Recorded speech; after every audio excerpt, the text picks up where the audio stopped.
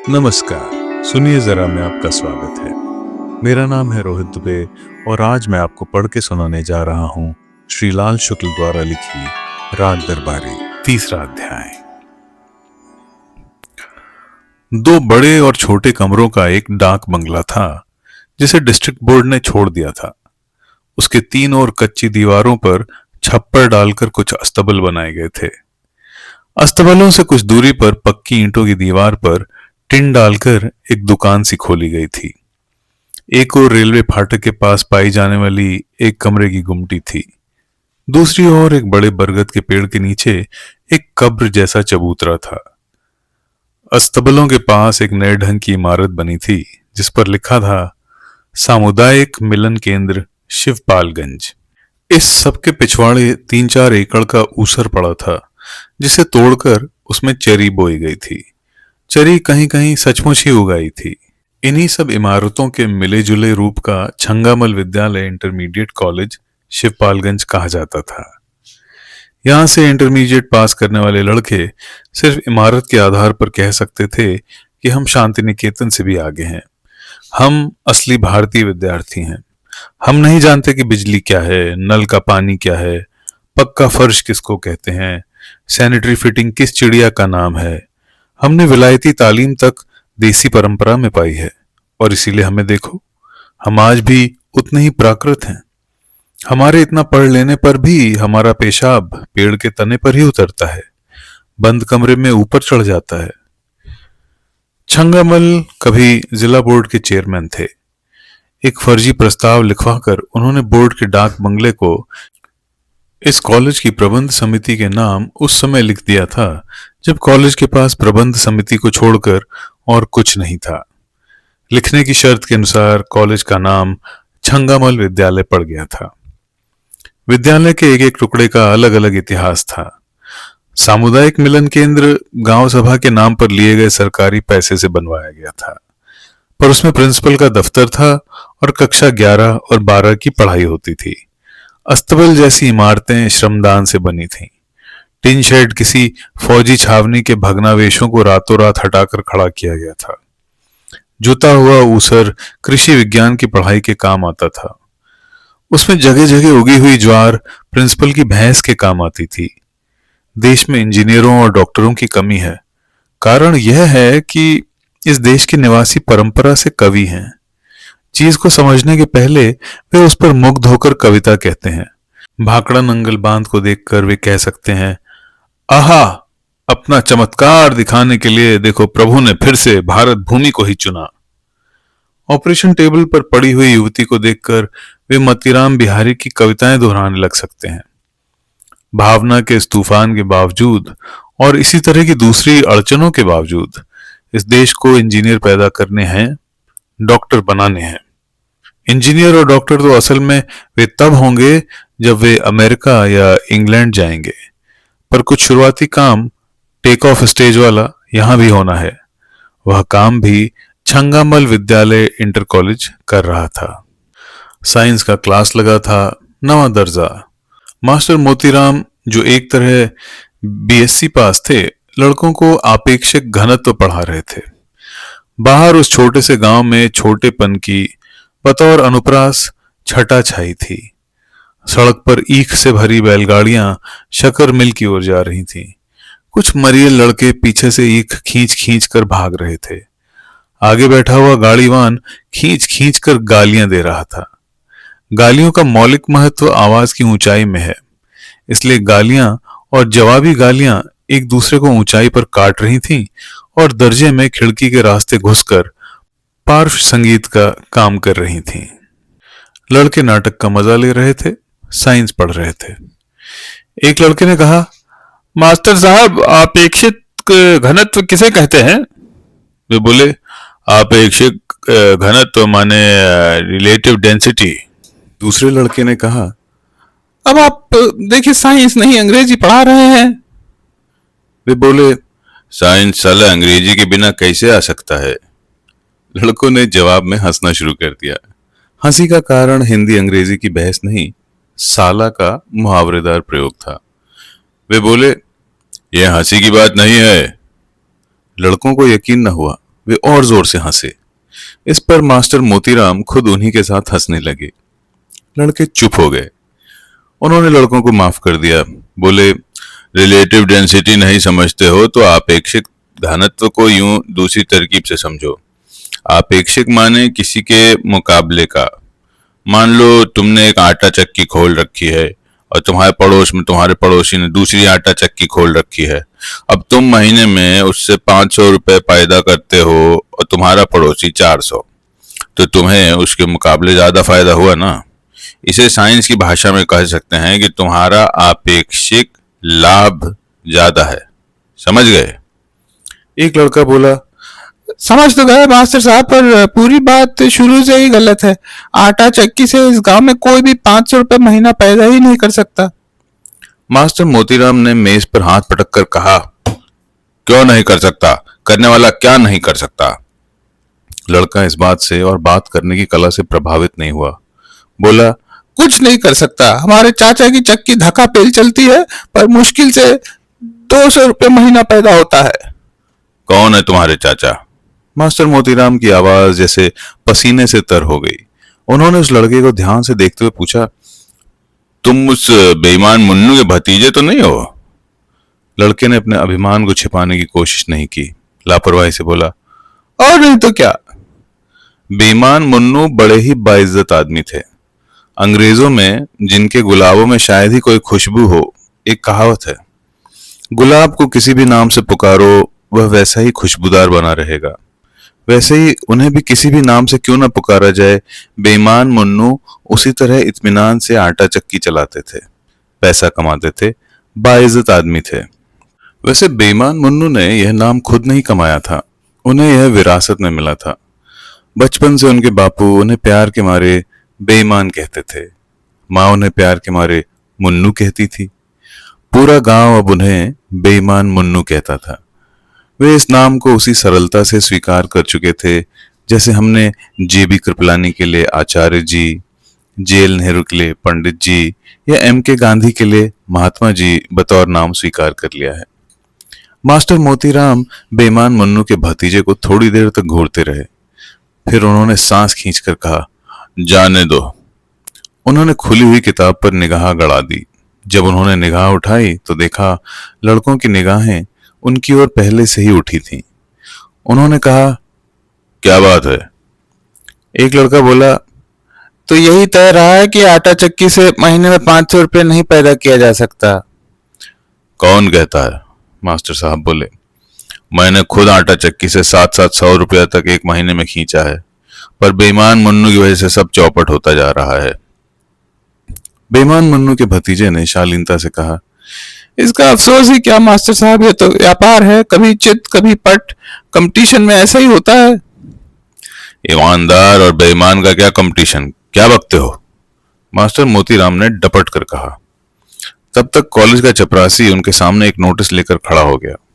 Notice पढ़ते पढ़ते उन्होंने कहा, जिसे देखो मुआयना करने चला आ रहा है। पढ़ाने वाला यहाँ अकेला और मुआयना करने वाले 10-10। एक लड़के ने कहा, बड़ी खराब बात है। वे चौंक कर क्लास की ओर देखने लगे। बोले, यह कौन बोला? एक लड़का अपनी जगह से हाथ उठाकर बोला, मैं मास्टर साहब, मैं पूछ रहा था कि आपेक्षिक घनत्व निकालने का क्या तरीका है। मास्टर मोतीराम ने कहा, आपेक्षिक घनत्व निकालने के लिए उस चीज का वजन और आयतन यानी वॉल्यूम जानना चाहिए। उसके बाद आपेक्षिक घनत्व निकालने का तरीका जानना चाहिए। जहां तक तरीके की बात है, हर चीज के दो तरीके होते हैं, एक सही तरीका, एक गलत तरीका। तो सही तरीके का सही नतीजा निकलता है, गलत तरीके का गलत नतीजा। इसे एक उदाहरण देकर समझाना जरूरी है। देखो, मान लो तुमने एक आटा चक्की लगाई। आटा चक्की की बढ़िया नई मशीन खूब चमाचम रखी है, जमकर ग्रीस लगाई गई है, इंजन नया है, पट्टा नया है, सब कुछ है, पर बिजली नहीं है तो क्या नतीजा निकलेगा? पहले बोलने वाले लड़के ने कहा, तो डीजल इंजन का इस्तेमाल करना पड़ेगा, मुन्नू चाचा ने किया था। मास्टर मोतीराम बोले, यहाँ अकेले मुन्नू चाचा के ही पास अकल नहीं है। इस कस्बे में सबके पास डीजल इंजन कौन लाया था, जानता है कोई?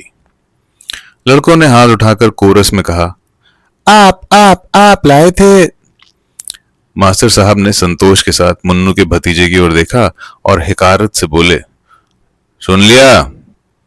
बेईमान मुन्नू ने तो डीजल इंजन मेरी देखा देखी चलाया था, पर मेरी चक्की तो यहाँ कॉलेज खुलने से पहले से ही चल रही थी। मेरी ही चक्की पर कॉलेज की इमारत के लिए हर आटा पिसवाने वाले से सेर सेर भर आटे का दान लिया गया। मेरी ही चक्की में पिसकर वह आटा शहर में बिकने के लिए गया। मेरी ही चक्की पर कॉलेज की इमारत का नक्शा बना। अब मैनेजर काका ने कहा कि मोती, कॉलेज में तो तुम रहोगे तो मास्टर ही, पर असली प्रिंसिपल ही तुम ही करोगे। सब कुछ तो मेरी चक्की पर हुआ, और अब गांव में चक्की है तो बेईमान मुन्नू की। मेरी चक्की कोई चीज ही ना हुई। लड़के इत्मीनान से सुनते रहे। यह बात वे पहले भी सुन चुके थे और किसी भी समय सुनने के लिए तैयार रहते थे।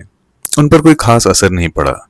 पर मुन्नू के भतीजे ने कहा, चीज तो मास्टर साहब आपकी भी बढ़िया है और वो मुन्नू चाचा की भी, पर आपकी चक्की पर धान कूटने वाली मशीन ओवरहालिंग मांगती है।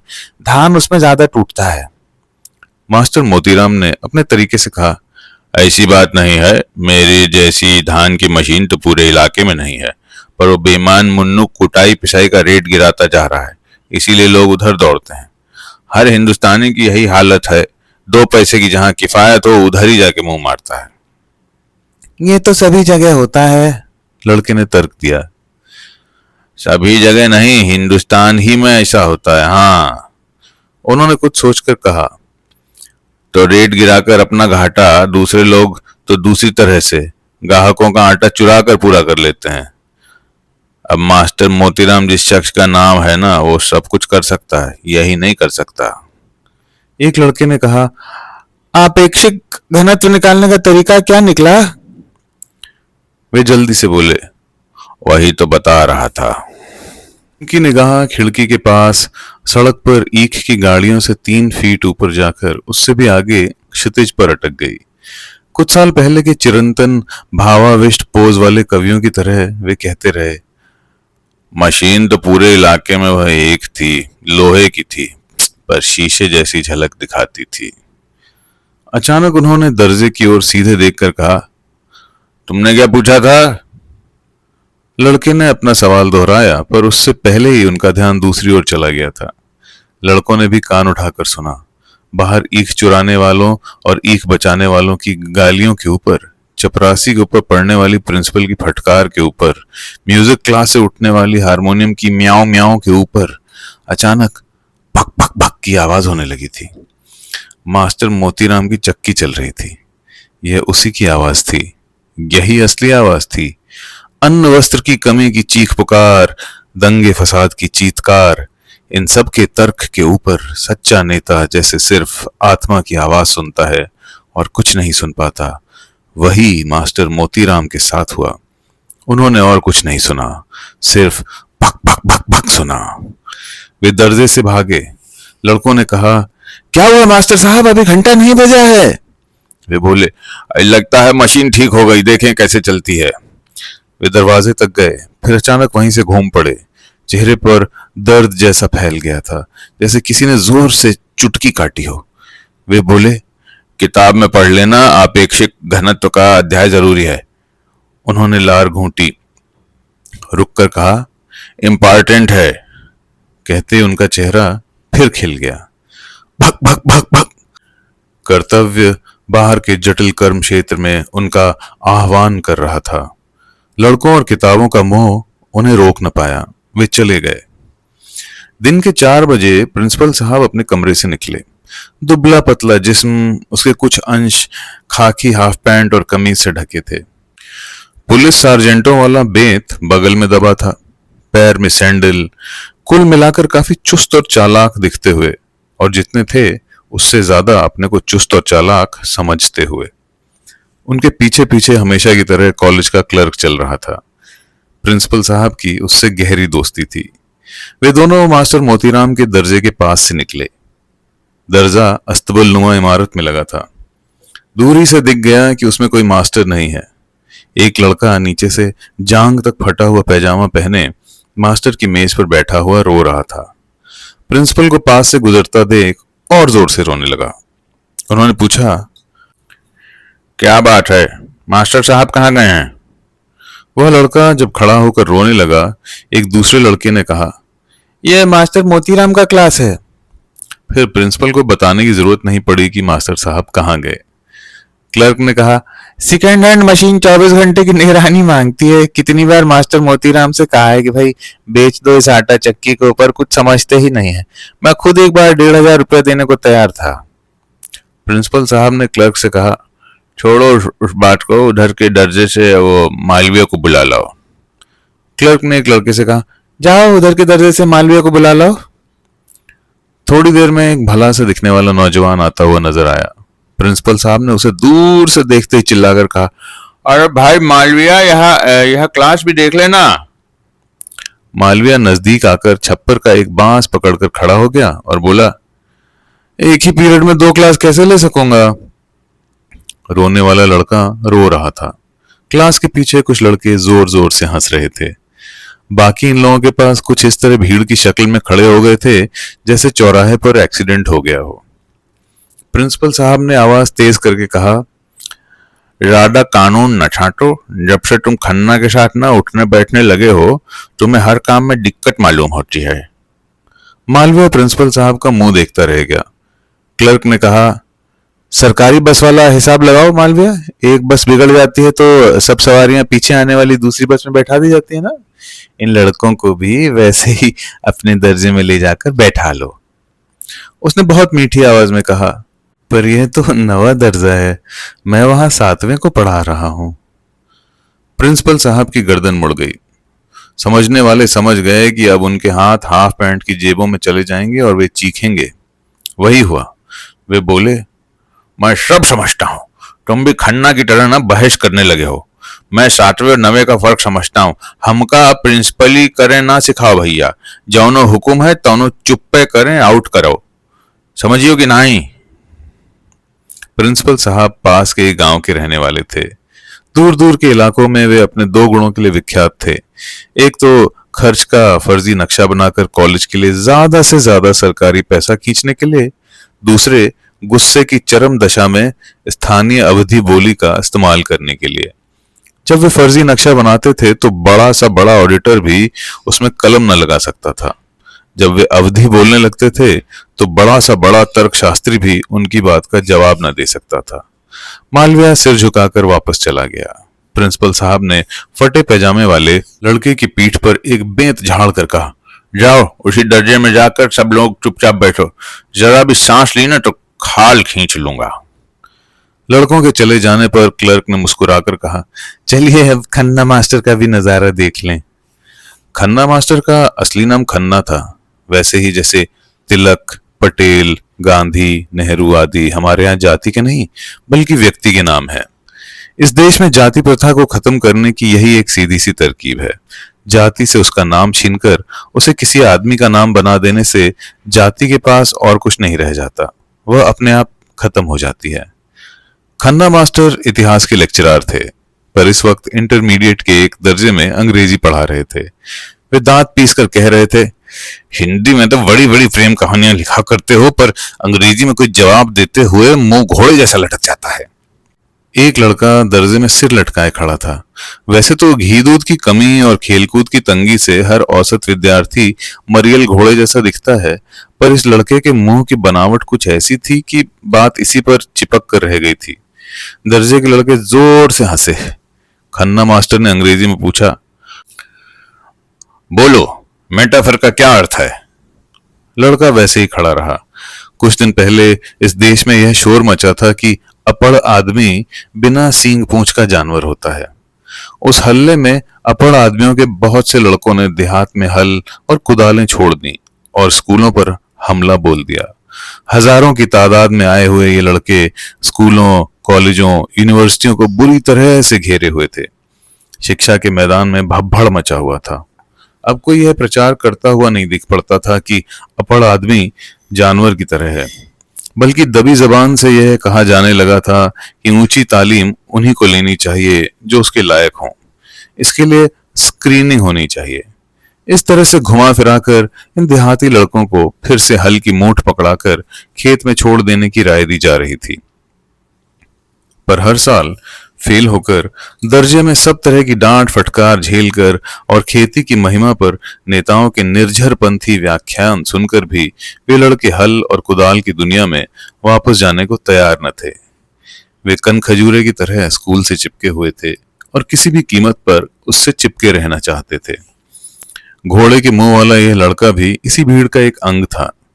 दर्जे में उसे घुमा फिराकर रोज रोज बताया जाता था कि जाओ बेटा, जाकर अपनी भैंस दूहो और बैलों की पूंछ उमेटो।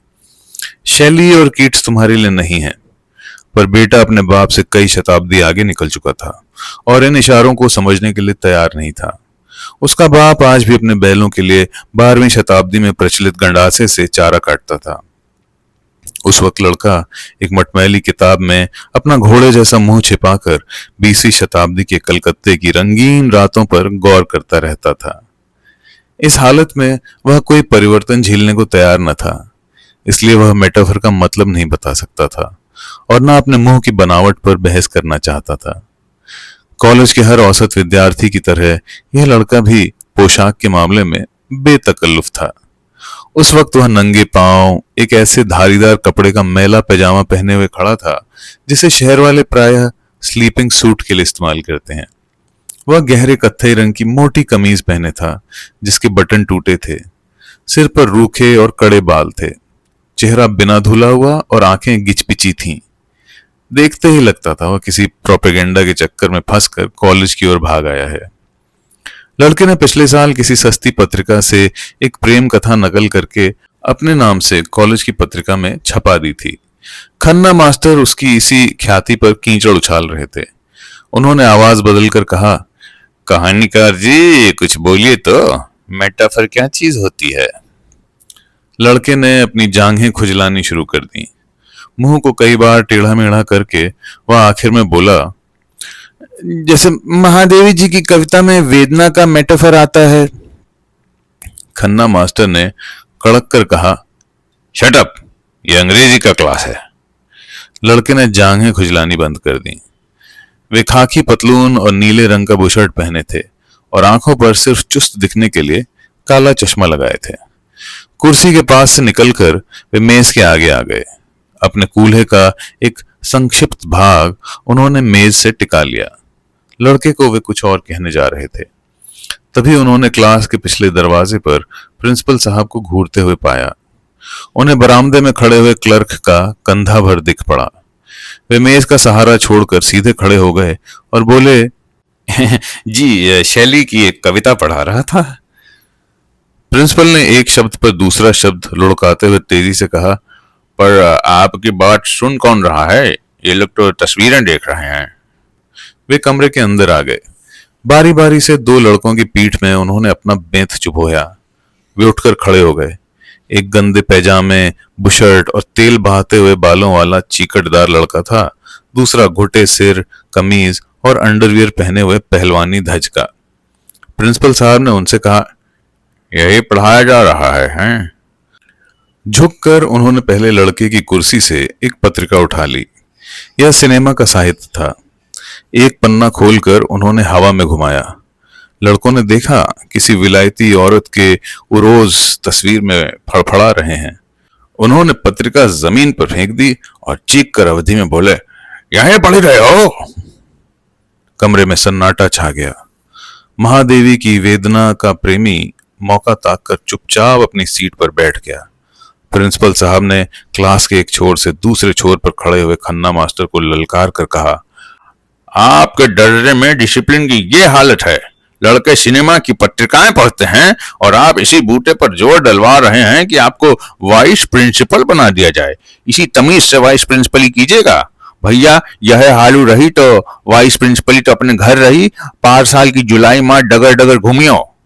कहते कहते अवधि के महाकवि गोस्वामी तुलसीदास की आत्मा उनके शरीर में एक ओर से घुसकर दूसरी ओर से निकल गई। वे फिर खड़ी बोली पर आ गए, पढ़ाई लिखाई में क्या रखा है? असली बात है डिसिप्लिन, समझे मास्टर साहब?